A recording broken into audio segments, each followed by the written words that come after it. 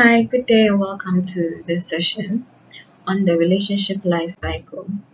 By the end of this session, you should be able to understand the stages of relationship development as well as explain the life cycle model of relationships. So, just as any other activity like a product development, the relationship or commercial relationships are characterized by or they progress through stages of birth till decline or termination. So, seen on the screen, we have the life cycle where um, the relationship begins from the birth stage, progressing to the growth, maturity, decline, and then eventually the termination stage. So, at the relationship birth stage, this is where suitable partners or suppliers are selected and then they are attracted into the relationship. Then negotiation between the parties begin on the terms and expectations in relation to the relationship. Then you set up systems for ongoing interactions and then joint activities and communications are established. Then you move on to the relationship growth stage. In this stage, parties have become acquainted with each other and are progressing steadily upwards in the relationship. There is Partners begin to increase cooperation, trust, and then increase contact. And then there is also improved communication and integration between the partners, where they and then the relationship growth is also characterized by emerging issues such as conflict, the need to resolve distance and barriers, managing risks of closer involvement, and then continually checking that objectives are met and benefit accrue to both parties' satisfaction.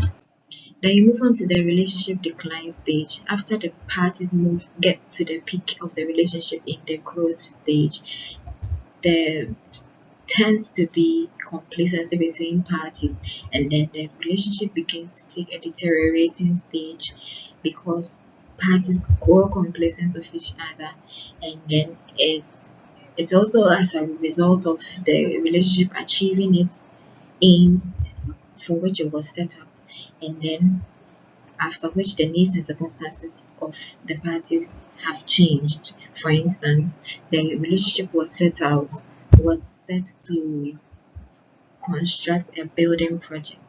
So the growth stage is where the parties get acquainted to each other and begin to execute the project. And then the decline stage is characterized by the ending of the project, having accomplished the project, and both parties begin to realize that the relationship has come to an end, and hence there is a need to bring the relationship to an end. This leads us to the relationship termination, where relationship parties to the relationship decide that the object for the relationship has come to an end, hence they need to constructively end the relationship while resolving or avoiding any disputes. So constructively ending a relationship helps to keep the door open for future relationship management, because if you end a relationship or if you terminate a relationship with no outstanding conflict, then there is a future need for engagement. There's no way you would hesitate to contact that potential or that previous supplier to engage them on that activity. Constructively ending relationship also helps to avoid conflict and reputational damage. It also ensures that the organizations are ethical and socially responsible to stakeholders. Then we move on to the stages of relationship development. In developing relationship between two parties, entities progress between certain stages of their relationship development stage, one of which include the pre-evaluation stage where you evaluate new potential suppliers to determine their suitability in the relationship. Then you move on to the exploratory stage where you begin to negotiate ways of progressing in the relationship. So the exploratory stage is characterized by giving out trial orders to see how the suppliers are going to perform when they are given the contract eventually. Then you move to the developing stage. In this stage, the business is growing in volume and the partnership has moved to a stage where there is increased personal contact and partners are familiar with each other and there is high level of trust and information sharing between the parties. Then you get to the mature or stable stage where there is high level of trust and proven commitment between parties. Hence, parties begin to interdepend on each other and realize that there is the essence or there is the feasibility of investing in the relationship between the parties.